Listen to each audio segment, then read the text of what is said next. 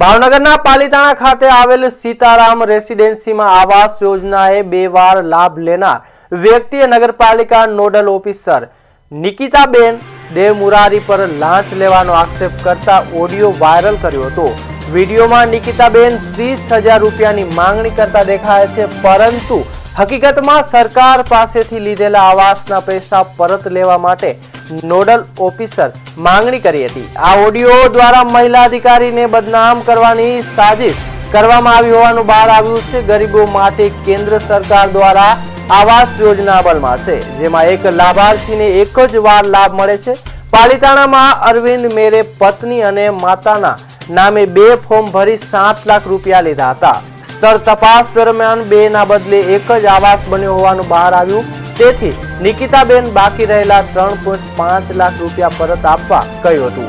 નગરપાલિકા દ્વારા નોટિસ આપ્યા છતાં અરવિંદભાઈએ રકમ પરત ન કરી એક સાથે મોટી રકમ ચૂકવવી મુશ્કેલ હોવાનું જણાવ્યું છે। 30,000 રૂપિયા હપ્તા નક્કી કરવામાં આવ્યા હતા, પરંતુ હપ્તા ન ભરાતા મહિલા અધિકારી વારંવાર ફોન કરી હતી।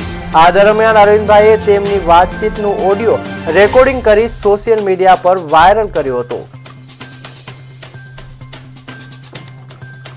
જે લાભાર્થી છે મેરા અરવિંદભાઈ ગોબરભાઈ, ગામ રોહિશાળા છે। તેમને તેમના મમ્મી છે, એમના નામે 2 લાભ લીધેલા છે। એક એમના વાઈફ મેરા અંજુબેન અરવિંદભાઈ, એક એમના મમ્મી મેરા લાભુબેન ગોબરભાઈ, 2 લાભ લીધા છે। ટોટલ મકાન એક જ બનાવ્યું છે।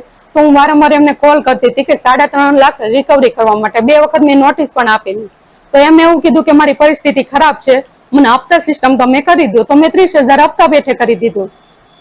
ત્યાર પછી એને ફોનમાં બ્લોક કરી દીધા, એટલે મેં એને મેસેજ પણ કરેલા। ત્યાર પછી મેં વિડીયો વોઇસ કોલમાં વાત કરેલી એમની સાથે, અને મેં આ બધી વાત કરી કે તમે 30,000 છે। તો એમને કીધું કે હું 10,000 આપું। મેં એમને કીધું 1 રૂપિયો ઓછો નહીં, 30 એટલે 30 જ છે। આ વાત હતી। અને ત્યારબાદ હું એક વખત મંદિરે દર્શન કરવા જતી હતી, રાત્રિનો સમય તો ઓફિસ થી નીકળી તો મારી પાછળ ગાડી લઈને આવ્યા અને રોડ ઉપર મને ધમકી આપી કે બેન મારા 3.5 લાખ તમે રિકવરી કરવાનું કહો છો, હું તમારો વિડીયો વાયરલ કરી દઈશ। તમારી એ જ ઓલી છે કે તમે આ પૈસા જમા કરાવવાનું મને ન કહો, ને કે તમારો વિડીયો વાયરલ કરી દઈશ। જે ઓડિયો વિડીયો છે એમાં નાણાકીય બાબતની ચર્ચા થઈ રહી છે, પણ હકીકત લક્ષી તપાસ કર્યા પછી સાચી ખબર પડી શકે એમ છે। આમાં સીધા આક્ષેપો આપણા કર્મચારી પર કરવામાં આવ્યા છે। 30,000ની આવાસના જે મકાન છે તેની માટે 30,000 રૂપિયા માંગવામાં આવ્યા છે, તેવો વિડીયો